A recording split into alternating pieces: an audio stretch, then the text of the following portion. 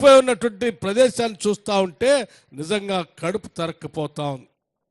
ఈరోజు వంశీ చందర్ రెడ్డి గారు అట్లాగే శ్రీహరి గారు ప్రత్యేకంగా హైదరాబాద్లో ఉత్తమ్ కుమార్ రెడ్డి గారిని కలిసి నీటిపారుదల శాఖ మంత్రుల దృష్టికి తీసుకొని వచ్చి ఈ రాష్ట్ర ముఖ్యమంత్రి రేవంత్ రెడ్డి గారి దృష్టికి తీసుకొని వచ్చి వీళ్ళందరూ కలిసి సంగం బండకు సంబంధించినటువంటి చిన్న కార్యక్రమం ఒక 12 కోట్లు రిలీజ్ చేస్తే ఆ బండ పగలగొడితే 25,000 ఎకరాలకి నీళ్ళు ఇవ్వటానికి అవకాశం ఉంటుంది.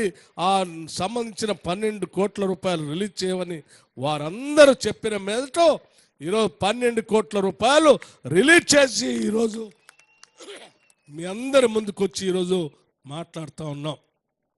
మిత్రులారా, 12 కోట్లు ఇవ్వటం కంటే కూడా రేపొద్దున ఈ బండ పగిలి ఆ బండ పగిలిన ప్రాంతం నుంచి రిజర్వాయర్ నుంచి నీళ్లు గలగల ఇక్కడి నుంచి పారుతూ కింద పంట పొలాలకు పారుతూ ఉంటే ఆ చూసే ఆనందం అంతకంటే కావాల్సింది ఏమీ లేదని కూడా మీ అందరికీ సవినయంగా మనవి చేస్తూ ఉన్నాం.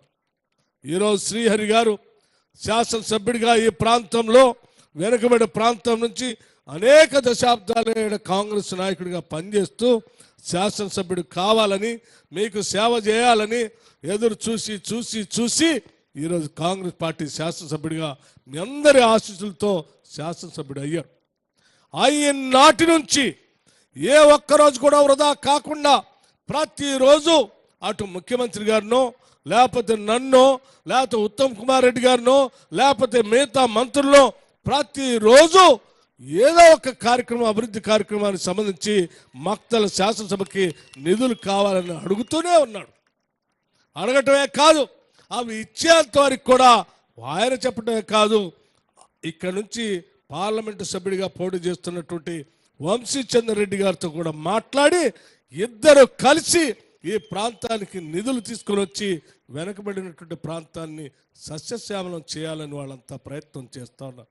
వారిద్దరూ చేసేటువంటి ప్రయత్నానికి యావత్ ఈరోజు ఇందిరమ్మ రాజ్య రాష్ట్ర ప్రభుత్వం అండగా ఉంటుందని ఈ సందర్భంగా మీ అందరికీ మాటిస్తా ఉన్నాం. మిత్రులారా, ఇక్కడ ఉన్నటువంటి వంశీ చందర్ రెడ్డి గారు నాకు సుదీర్ఘకాలంగా తెలుసు. విద్యార్థి నాయకుడిగా, యువజన నాయకుడిగా నిత్యం ప్రజల సమస్యల పరిష్కారం కోసం పోరాటం చేస్తూ పనిచేసినటువంటి నాయకుడు. చిన్న వయసులోనే శాసనసభ్యుడు అయిన తర్వాత అఖిల భారత కాంగ్రెస్ కమిటీ అధ్యక్షుడి దగ్గర నుంచి మొదలు పెడితే మనందరి ప్రియతమ నాయకుడు రాహుల్ గాంధీ గారికి కానీ, సోనియా గాంధీ గారికి కానీ, మల్లికార్జున్ ఖర్గే గారికి కానీ దేశ వ్యవహారాల్లో కాంగ్రెస్ పార్టీ చేసేటువంటి కార్యక్రమాల్లో వారికి అండగా ఉంటూ నిత్యం కాంగ్రెస్ పార్టీ కోసం పనిచేస్తున్నటువంటి నాయకుడు వంశీ చందర్ రెడ్డి గారు. ఇక్కడ ఉన్నా, ఢిల్లీలో ఉన్నా, హైదరాబాద్లో ఉన్నా కేవలం కాంగ్రెస్ పార్టీ కార్యక్రమం, కాంగ్రెస్ పార్టీ విజయం కోసం, కాంగ్రెస్ పార్టీ ద్వారా ప్రజలకు సేవ చేయాలనేటువంటి ఆలోచనతో పనిచేసేటువంటి నాయకుడు ఈరోజు అఖిల భారత కాంగ్రెస్ కమిటీ ఆయన్ని ఈ మహబూబ్ నగర్ పార్లమెంటు నియోజకవర్గానికి కాంగ్రెస్ పార్టీ అభ్యర్థిగా ప్రకటించడం జరిగింది. అలా ప్రకటించిన అభ్యర్థి అతను గెలవకముందే ఈరోజు రాష్ట్ర ప్రభుత్వం మీద ఒత్తిడి తీసుకొచ్చి ఇన్ని 100 కోట్ల రూపాయలు మహబూబ్ నగర్ పార్లమెంటు నియోజకవర్గానికి నిధులు తీసుకురావడం కోసం ప్రయత్నం చేస్తూ ఉన్నాడు.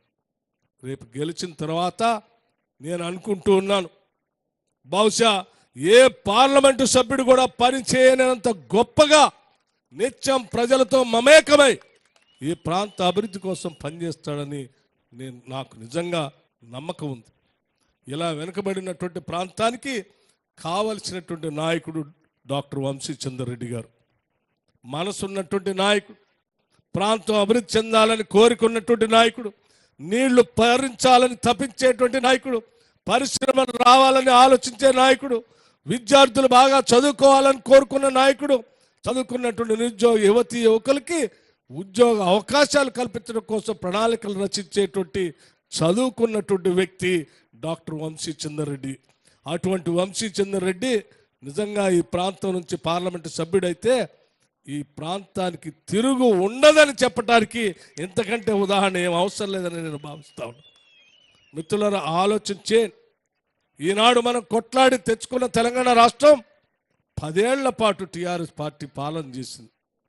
ఒక్కసారి మనసు పెట్టి ఆవేశాలు పోకుండా భావోద్రేకాలు గురి కాకుండా నెమ్మదిగా మనసు పెట్టి ఆలోచించండి.